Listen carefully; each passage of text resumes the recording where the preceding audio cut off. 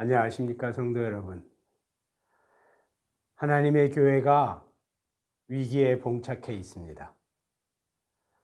교회는 텅텅 비어갑니다. 세상은 교회를 조롱할 뿐입니다. 저녁 술자리의 안주거리로 교회와 복음을 재미삼아 질겅질겅 씹어대고 있습니다. 여러분, 어디 가서 예수 믿는다는 얘기를 꺼내는 것이 이 시대처럼 수치스럽고 조심스러운 때도 없었습니다. 사랑하는 성도 여러분, 복음이 빛을 잃어가고 있습니다.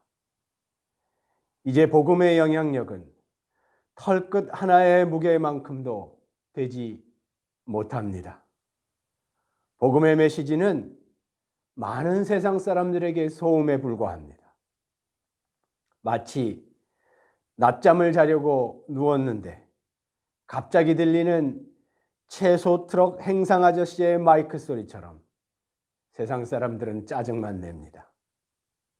사랑하는 성도 여러분, 이제 더 이상 교회는 세상의 등불이 아닙니다. 세상이 어렵고 혼란스러웠을 때 세상은 교회를 바라봤던 시절도 있었습니다. 그러나 지금의 예수의 교회는 세상의 근심거리이자 적폐의 대상이자 사회의 악으로 치부됩니다. 존경과 사랑의 대상이 아닌 청산의 대상이 되어버린 교회. 여러분, 어찌하여 이런 일이 일어난 것입니까? 그런데 이런 모습에 반하여 기독교 공동체 내부에서는 정작 기이한 일들이 벌어지고 있습니다. 그것은 그래, 세상 사람들아, 당신들이 예수의 복음을 어떻게 이해하겠냐? 우리는 이미 하나님의 백성이 되었으니 우리는 우리 식대로 열심히 믿고 천국 갈란다.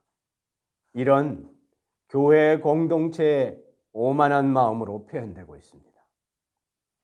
다시 말하면 기독교 공동체는 세상 사람들이 왜 그토록 우리를 부정적으로 바라보는지 전혀 고민하지 않는다는 것입니다. 복음에 대한 부정적인 반응을 세상 사람들의 완고함, 그들의 불신앙, 그들의 죄악성에서 그 답을 찾고자 애를 쓰고 있습니다. 그러나 사랑하는 성도 여러분, 이렇게 복음이 조롱당하고 멸시천대받고 있는 이런 상황, 교회가 이렇게 세상에서 없어졌으면 좋겠다는 반응을 듣고 있는 이런 상황, 교회가 진정으로 세상의 근심거리가 되어버린 이런 상황은 여러분, 정말로 세상 사람들의 무지와 패악함 때문에 발생한 것입니까? 아니면 성도 여러분, 혹시 우리 그리스도인들이 크게 잘못한 어떤 결과로서 이런 일들이 생기고 있는 것은 아닙니까? 사랑하는 성도 여러분, 예수님이 조롱받고 있습니다. 복음은 그 광채를 잃어가고 있습니다. 교회가 세상의 근심거리가 되고 있습니다. 교회는 그저 조롱의 대상으로 전락해 버렸습니다. 그러나 정작 이 모든 상황을 해결해야 할 교회와 성도들은 더욱더 종교적인 열심을 행하고 종교적인 예식을 행함으로 이 모든 상황을 극복할 수 있을 거라고 확신하고 있습니다. 성도 여러분, 현재 교회가 맞닥뜨린 가장 큰 문제는 코로나 바이러스가 아닙니다. 물론 코로나 바이러스로 인해 교회들이 많은 어려움을 겪고 있습니다. 그러나 교회와 성도들, 그리고 복음이 맞닥뜨리고 있는 가장 큰 도전은 무엇이 참 복음이며 무엇이 다른 복음인가를 잘못 구분하는 데 있습니다. 성도 여러분, 교회 내에 다른 복음, 가짜 복음이 넘쳐납니다. 성도들은 그 가짜 복음에 열광합니다. 왜냐하면 그 다른 복음, 가짜 복음이 성도들의 육신의 욕망을 충족시켜 줄 수 있기 때문입니다. 목사들이 강대상에서 다른 복음, 가짜 복음을 설교합니다. 왜냐하면 그 다른 복음, 가짜 복음은 종교 지도자들, 목사들의 종교적인 권세와 이익을 더욱 탄탄하게 만들어줄 수 있기 때문입니다. 목사들이 가짜 복음을 설교하고 성도들은 가짜 복음에 열광합니다. 여러분, 이것이 현재 한국교회와 성도들의 진짜 모습입니다. 사람들은 오늘 같은 주일날 고급 승용차를 타고 소위 성전이라고 불리는 곳으로 벌떼처럼 몰려듭니다. 얼마나 많이 몰려드는지 교회 주차장에 차 댈 곳이 없어서 주택가에 주차했다가 그 동네 사람들로부터 지탄을 받는다는 기사가 나올 정도입니다. 이렇게 한국교회 성도들이 몰려드는 이유는 무엇입니까? 그 이유는 한국교회가 참 복음을 다른 복음으로 변개시켜서 우리들의 욕망과 우리들의 세상의 목표를 충족시켜 주려고 하기 때문입니다. 성도 여러분, 이것이 한국교회가 지금 위기에 빠져 있는 진짜 이유입니다. 이것이 교회가 조롱당하고 있는 진짜 이유입니다. 이것이 교회의 전도가 세상 사람들에게 소음처럼 들리는 진짜 이유입니다. 이것이 교회와 성도의 삶에 십자가의 능력이 나타나지 않는 진짜 이유입니다. 여러분, 만일 우리가 예수님의 복음을 진짜 복음으로 복원해내지 못한다면 한국교회는 흔적도 없이 사라질 것입니다. 예수님을 따른다는 성도들은 서클이나 동아리처럼 심지어 계모임의 수준으로 비참한 모습으로 전락하게 될 것입니다. 여러분, 만약 우리가 예수님의 복음을 진짜 복음으로 복원해내지 못한다면 세상은 더욱더 교회와 복음의 적대감을 드러낼 것입니다. 교회의 영향력은 눈을 씻고 찾아봐도 찾을 수 없는 그런 상황이 속히 오고 말 것입니다. 교회와 복음은 천연기념물처럼 박제돼서 추억 속에서 전시될 뿐입니다. 이렇게 한국교회는 말 그대로 절멸의 길을 걸어갈지도 모릅니다. 사랑하는 성도 여러분, 교회와 성도들이 저지르고 있는 많은 잘못된 행위에는 그 밑바닥에 참 복음과 다른 복음을 구별해내지 못하는 죄가 자리 잡고 있습니다. 다시 말해서 지금 한국교회가, 성도인 우리가 맞닥뜨린 위기는 참 복음을 다른 복음으로, 참 복음을 가짜 복음으로, 참 복음을 우리가 원하는 복음으로 변개시켜서 추종하고 믿고 따른 데서 발생한 필연적인 결과물입니다. 성도 여러분, 무엇이 복음입니까? 여러분, 무엇이 이 시대의 거짓 복음, 다른 복음입니까? 무엇이 교회와 성도들로 하여금 부패와 타락에 빠지게 만들고 있는 것입니까? 무엇이 그런 비참한 상황 속에서도 자기들이 구원을 받았다는 잘못된 확신에 빠지게 만든 거짓 복음. 과연 그 거짓 복음의 내용은 무엇입니까? 결국에는 교회와 성도 모두를 파국으로 이끄는 거짓 복음의 내용은 여러분 무엇입니까? 사랑하는 공동체 교회 성도 여러분, 혹시 온라인으로 이 예배에 같이 할지도 모르는 주님의 백성인 여러분, 이것이 오늘 저와 여러분이 같이 생각해 보고자 하는 주제입니다. 오늘 나누고자 하는 본문은 갈라디아서 1장 6절에서 9절까지의 말씀입니다. 이 설교의 제목은 그것이 복음이라는 말을 믿지 말라입니다. 여러분, 본문을 같이 읽어보도록 하겠습니다. 오늘 본문 갈라디아서 1장 6절에서 9절의 성경 말씀을 성도님들도 같이 펴주시고 제가 먼저 읽고 같이 9절까지 교독하시도록 하겠습니다. 제가 먼저 읽어보겠습니다. 갈라디아서 1장 6절 말씀. 그리스도의 은혜로 너희를 부르신 이를 이같이 속히 떠나 다른 복음을 따르는 것을 내가 이상하게 여기노라. 다른 복음은 없나니 다만 어떤 사람들이 너희를 교란하여 그리스도의 복음을 변하게 하려 함이라. 그러나 우리나 혹은 하늘로부터 온 천사라도 우리가 너희에게 전한 복음 외에 다른 복음을 전하면 저주를 받을지어다. 우리가 전에 말할거니와 내가 지금 다시 말하노니 만일 누구든지 너희가 받은 것 외에 다른 복음을 전하면 저주를 받을지어다. 성도 여러분, 먼저 오늘 본문 설명을 간단하게 하겠습니다. 오늘 본문에 있는 배경이 되는 갈라디아 교회는 바울 사도의 2차 전도 여행 중에 세워진 교회입니다. 갈라디아는 현재 터키 지역을 말합니다. 그런데 다른 선교지로 떠난 바울에게 이상하고 놀라운 소식이 들리는 것입니다. 그 내용은 무엇이었냐면 이 갈라디아 지역 내에 있는 어떤 교회에 어떤 사람들이 들어와서 만약 어떤 인간이 하나님의 백성으로 확증되려면 예수 그리스도의 십자가의 대속의 피로만 구원받는 것으로는 부족하고 할례와 구약의 율법을 준수해야지만 그것이 완성된다라는 가르침을 교회 내에 가르치고 있는 것입니다.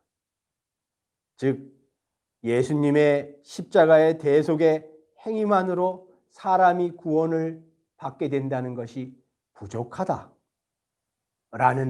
이 잘못된 다른 복음, 가짜 복음이 갈라디아 교회 내에서 문제가 되었을 때 바울은 격렬하게 때로는 심지어 예의를 차리지 않고 이 다른 복음을 날카롭게 비판합니다. 성도 여러분, 그러면 복음은 무엇입니까? 여러분이 이해하고 믿고 생을 던지고 따르고자 했던 복음은 무엇입니까? 복음은 기독교 공동체와 여러분이 붙잡고 있는 그 복음의 핵심적인 진실, 그 내용은 무엇입니까?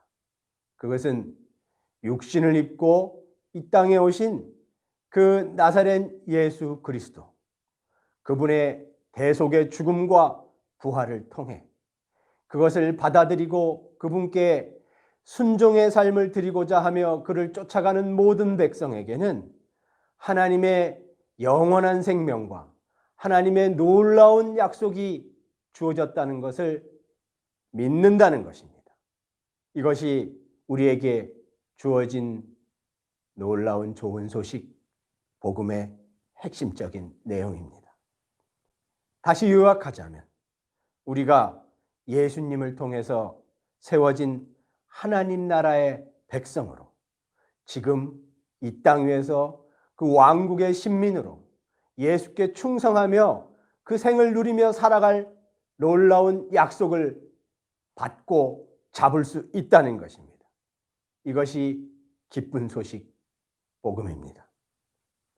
사랑하는 성도 여러분, 그렇다면 지금 교회와 성도들이 빠져있는 다른 복음의 내용은 무엇입니까?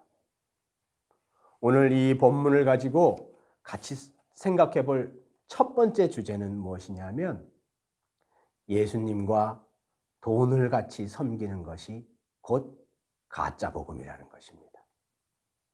성도 여러분, 예수님과 돈, 예수님과 만몬을 같이 섬기는 것은 가짜 복음입니다. 이것이 현재 한국 교회와 성도들이 사로잡혀 있는 가짜 복음, 다른 복음의 정체입니다.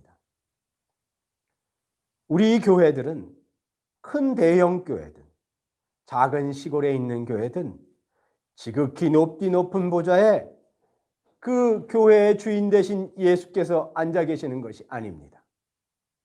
만몬, 신적 권위를 갖고 있는 돈, 자본이 그 보좌 위에 앉아 있습니다.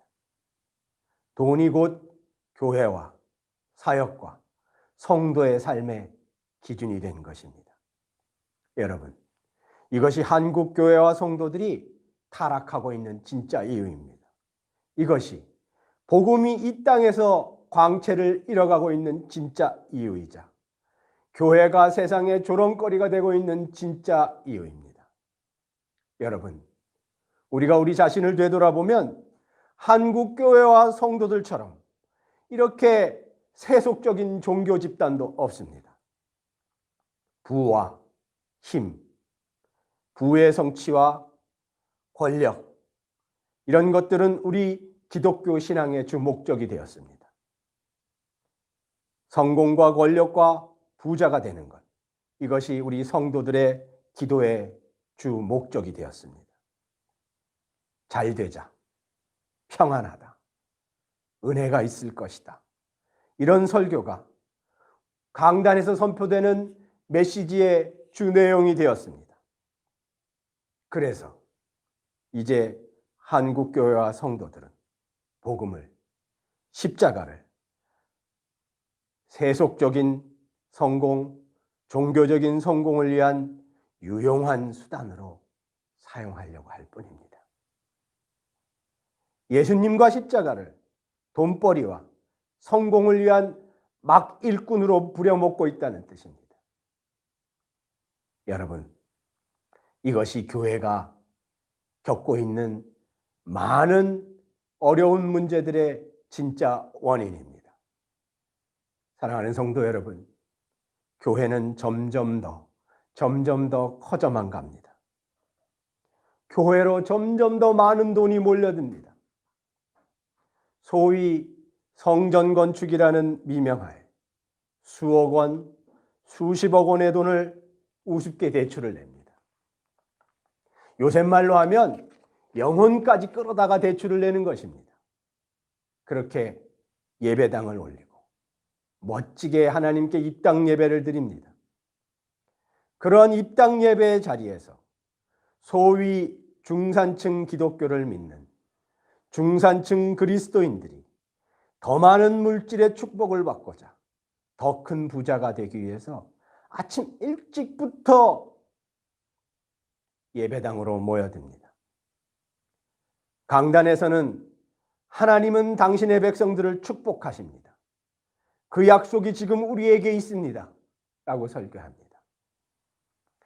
이런 가짜 복음에 응답해서 아멘 소리는 그 예배당에 아주 크게 메아리 치듯이 울려 퍼집니다. 그럴 때 고난받으신 어린 양, 십자가에서 수치를 당하신 우리의 왕, 그 예수는 조용히 고개를 숙이고 예배당의 뒷문을 열고 교회를 떠나고 계십니다.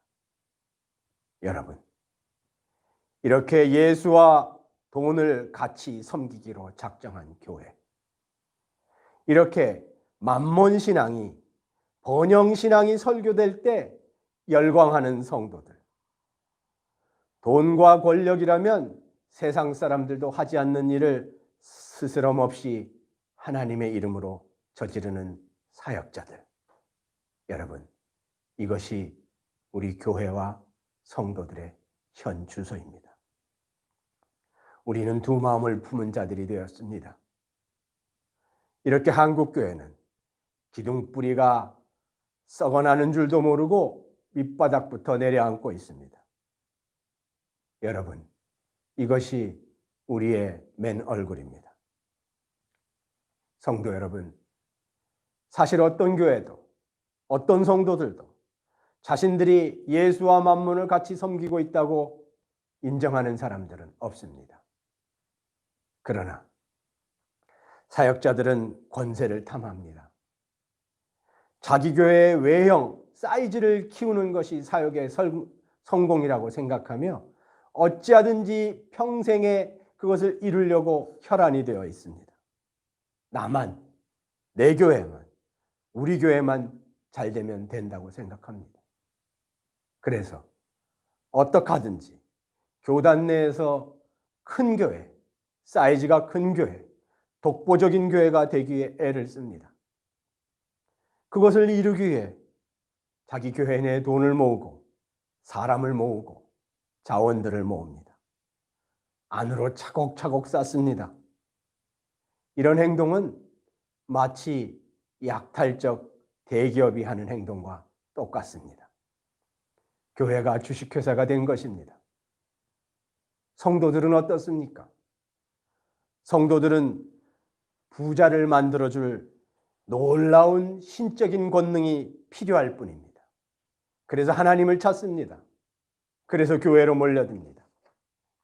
여러분, 가난해지는 교회, 가진 것을 흩어 구제하는 교회, 굶주린 자들의 밥이 되는 교회, 헐벗은 자들의 옷이 되는 교회, 이런 교회는 이제 한국 교회와 성도들에게 정말로 인기가 없는 주제가 되었습니다. 여러분, 부와 번영이 예수의 십자가 복음을 대체해 버렸습니다. 번영 신학이 십자가의 고난 신학을 대체해 버렸습니다. 가짜 복음이 참 복음의 자리를 훔쳐가 버렸습니다. 이렇게 한국 교회는 이제 가짜 복음을 믿기로 작정하고 가짜 복음을 재생산하며 가짜 복음을 선포하고 있습니다. 여러분, 만약 우리가 만몬, 돈의 권세와 실제로 싸워 나가기로 작정하지 않는다면 우리는 주님의 은혜로 부름을 받았으나 거기서 속히 떠나서 다른 복음을 따르기로 작정한 자들일 뿐입니다. 오늘 본문에서 바울이 격렬하게, 강력하게 다른 복음을 따르는 자들을 비난하고 심지어 그들에게 저주를 선포하고 있습니다.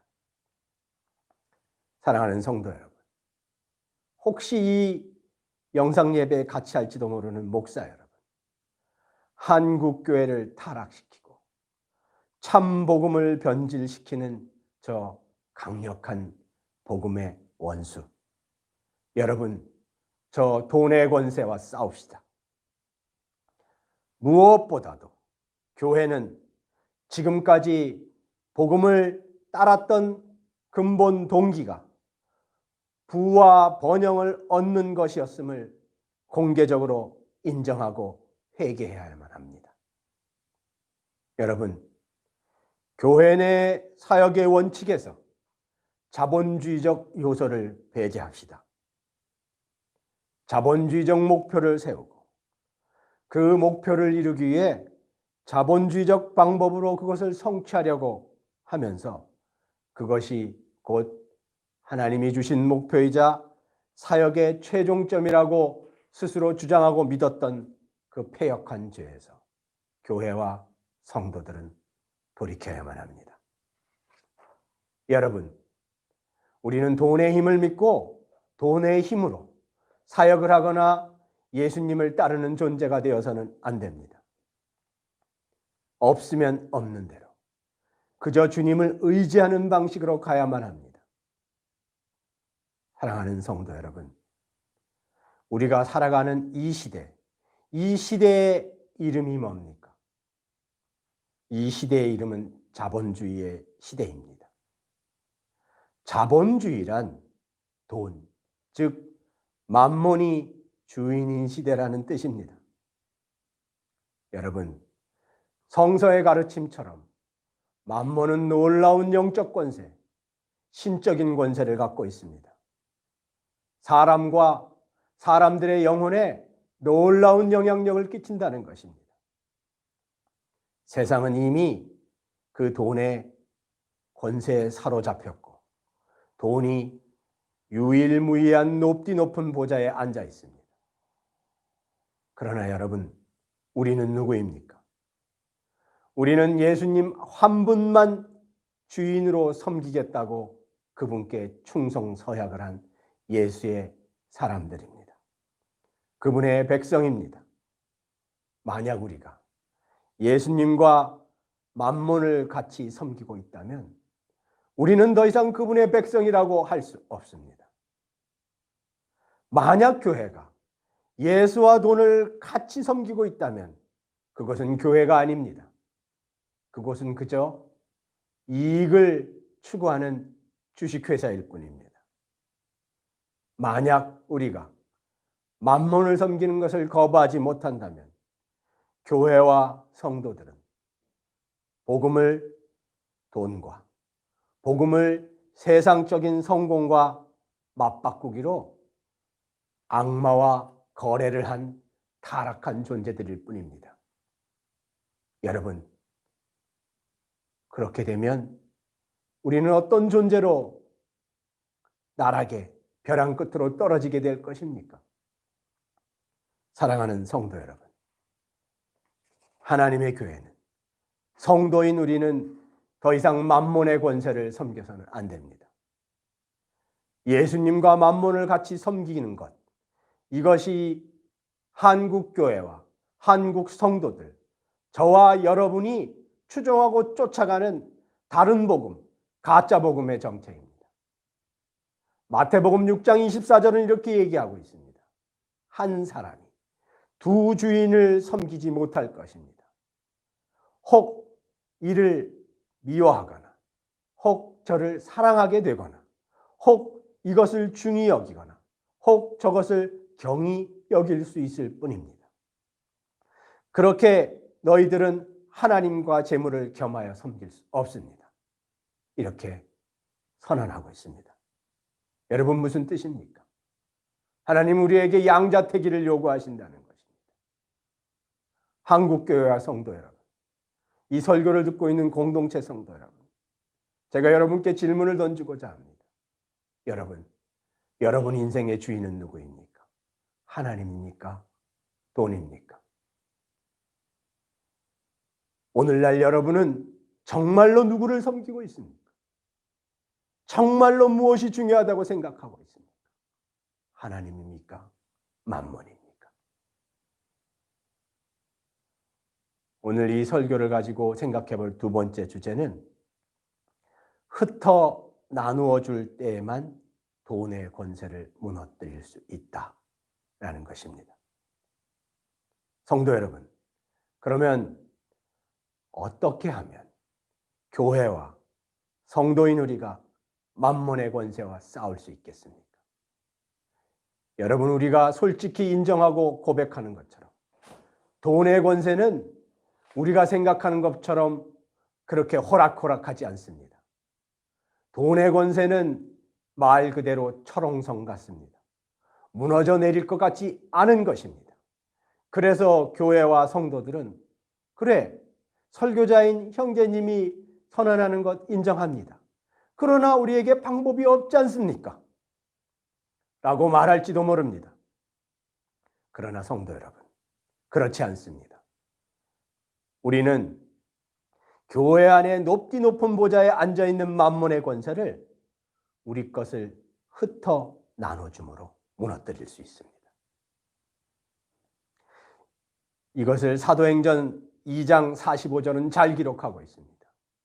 성령이 처음으로 임한 그 사도행전에 기록된 오순절의 공동체에는 어떤 일들이 일어났습니까? 사도행전 2장 45절은 이렇게 기록하고 있습니다. 또 그들이 자신들의 재산과 소유를 팔아 각 사람들의 필요에 따라 그냥 나누어 주었다. 여러분, 무슨 말입니까? 교회와 성도들이 교회의 높은 보좌에 앉아있는 저 돈의 신, 만몬을 거부할 수 있는 방법은 쌓지 말고 흩어서 나눠줄 때에만 가능하다는 것입니다. 교회는 흩어 나눠줄 때에만 돈의 권세를 무너뜨릴 수 있습니다. 교회는 흩어 나눠줄 때만 예수를 섬길 수 있습니다. 여러분, 교회는 가난해지면 가난해질수록 예수님은 더욱더 부한 분이 되고 더욱더 영광을 받으실 것입니다. 교회가 커지고 자기 것을 쌓고 늘리고 하는 것이 아니라 더 가난해지기로 작정하고 더 가진 것이 없는 것으로 내려가려고 작정하고 더 빈궁한 처지로 내려가면 내려갈수록 오히려 예수의 보좌는 이 세상의 지극히 높은 곳까지 올라가서 더욱더 빛을 발하게 될 것입니다. 교회가 가난해질 때만 여러분 복음은 다시 영향력을 얻고 광채를 발하게 될 것입니다. 성도 여러분, 교회가 무소유를 선언하고 빈자의 삶을 설교할 때, 교회가 하늘을 찌르는 크고 멋진 그 예배당과 부동산을 팔아서 그 돈으로 주택이 없는 사람들과 노숙인들의 쉼터를 만들 때, 교회가 주일날 성도들끼리 풍성한 식사를 나누는 것을 포기하고 그 돈으로 진짜 배고픈 자들의 밥을 떠줄 때, 그때야 비로소 복음은, 예수님은 교회의 참 주인의 자리, 그 보좌에 앉으실 수 있습니다.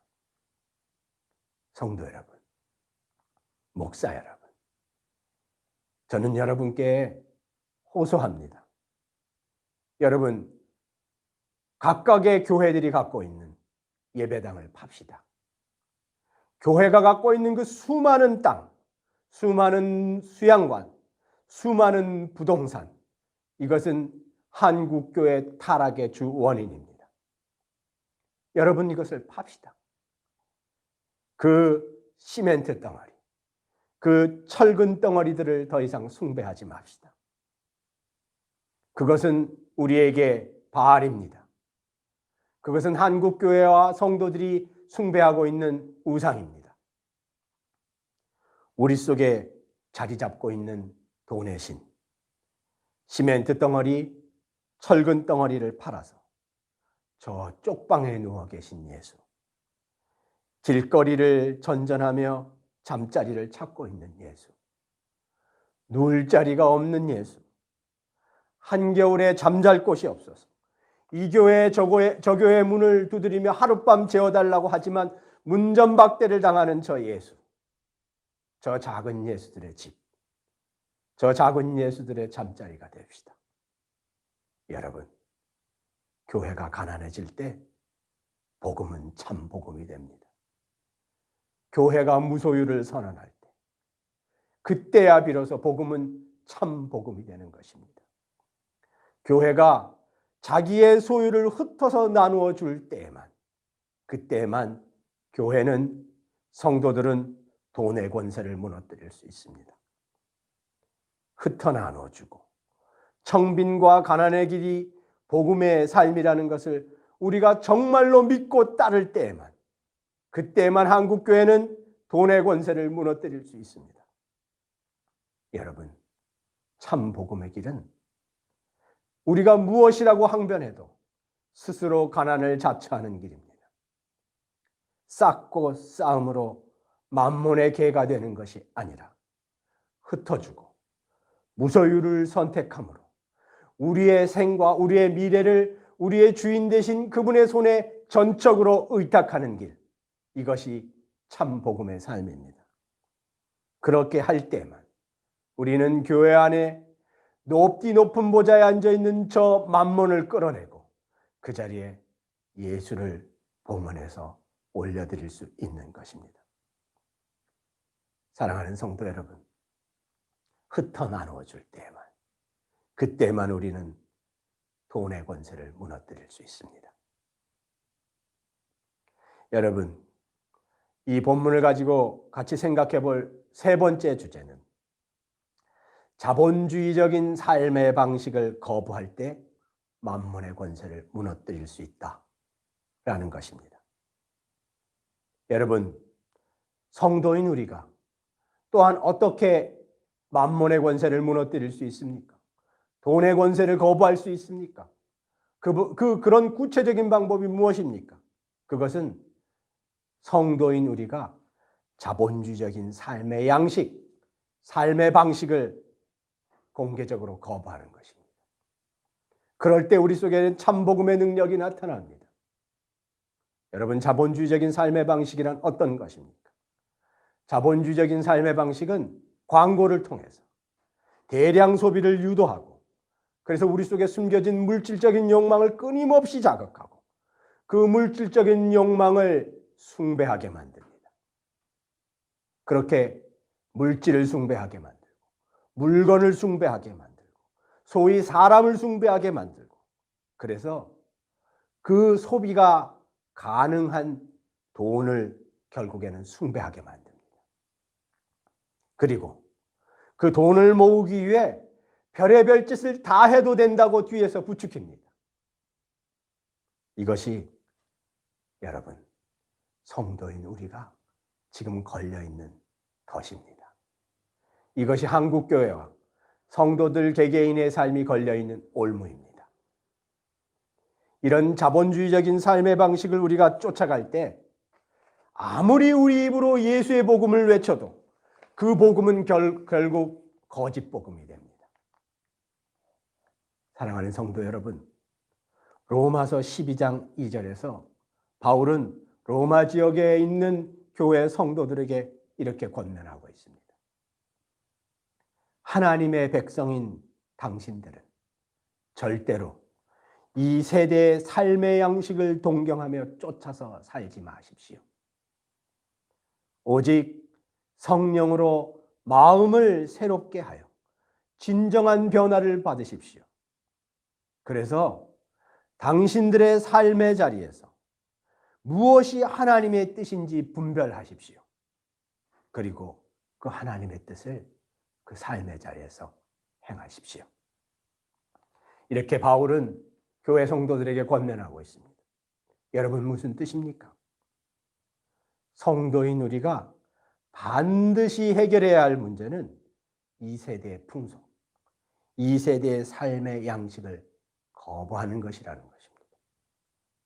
즉, 자본과 소비를 통해서 물건과 자기 만족을 우상처럼 숭배하는 그 우상의 행위에서 돌이켜야 한다는 것입니다. 이것이 성도의 삶의 올무와 덫으로 지금 우리의 목줄을 쥐고 흔들고 있다는 것을 직시하라는 것입니다. 하나님의 성도인 우리가 각자 삶의 자리에서 이 세대의 삶의 방식, 자본주의적인 삶의 방식을 포기할 때, 그때 비로소 만몬의 권세는 우리 하나님 나라 안에서 무너져 내립니다. 그럴 때야 비로소 성도인 우리는 돈의 권세에서 해방될 수 있고 십자가의 권세 아래로 옮겨갈 수 있습니다. 여러분, 우리가 알고 있는 찬양처럼, 우리가 알고 있는 성경 구절처럼 죽으면 죽으리라, 내일 일은 남 몰라요. 저는 그저 하루하루 하나님 당신의 은혜 안에서 그것에 기대하며 살아요. 저의 현재의 삶과 미래의 삶은 전적으로 당신께만 달려 있어요. 저의 안전은 쌓이는 통장 잔고가 아니라 내 삶의 처지를 아시는 하나님의 은혜 안에만 있을 뿐이에요. 저의 만족은 자본주의적인 삶을 쫓으면서 더 크고 번쩍거리는 것, 더 귀하고 더 멋진 것을 얻고자 애쓰는 데 있는 것이 아니라 오직 예수님 한 분 안에만 나의 만족이 있어요. 여러분, 이런 고백이 저와 여러분의 것이 진짜로 될 때, 그때야 비로소 복음은 참 복음으로 되살아날 것입니다. 사랑하는 성도 여러분, 지금 이곳에서는 하나님의 교회가 예수님의 사역자인 목사와 성도들이 만몬의 권세의 허리를 조아리고 있습니다. 돈의 권세에 간도 쓸개도 다 내어주고 입으로만 우리는 예수님의 복음을 선포하고 예수님의 권세를 인정할 뿐입니다. 이런 교회의 변절과 타락으로 인해 예수의 복음은, 예수의 영광은, 예수의 보좌는 저 진흙창에 처박혀서 조롱을 당하고 있습니다. 성도 여러분, 우리가 예수와 돈을 같이 섬기기로 작정한 한 복음은 우리 속에서 참 복음으로 열매 맺을 수 없습니다. 우리가 예수님과 만몬을 동시에 섬기기로 맘먹은 한 복음은 우리 속에서 능력을 나타낼 수 없습니다.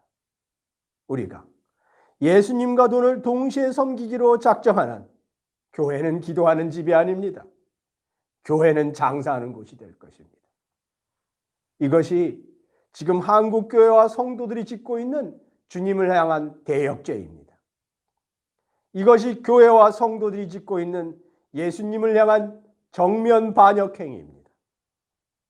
여러분, 우리가 어찌 이 모든 죄악에 대한 심판을 피해갈 수 있겠습니까? 만약 교회와 성도들이 이 패역한 길에서 돌이키지 않는다면 교회와 성도들을 향해 하나님 아버지의 준엄한 심판이 임할 것입니다.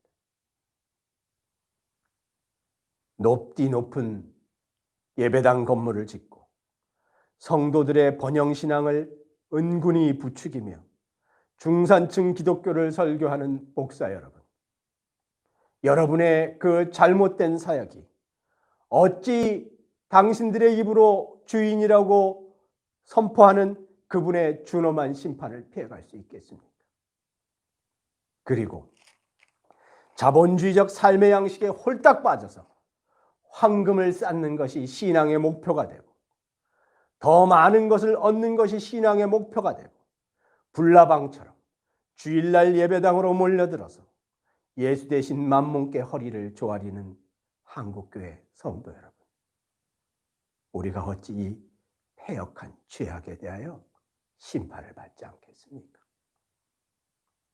여러분, 우리는 이미 예수님을 보좌에서 밀어내고 만몬을 보좌에 앉혔습니다. 돈이 곧 이 시대 교회와 성도의 하나님입니다.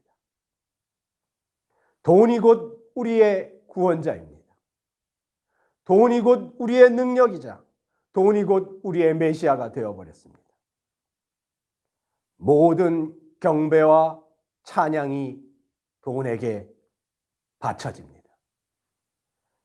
지극히 높은 보좌에 앉아있는 그 만몬, 그 앞에 허리를 조아리고 있는 교회와 하나님의 백성인 성도들, 사랑하는 성도 여러분, 우리가 어찌 이 패역한 죄의 대가를 치르지 않겠습니까? 성도 여러분,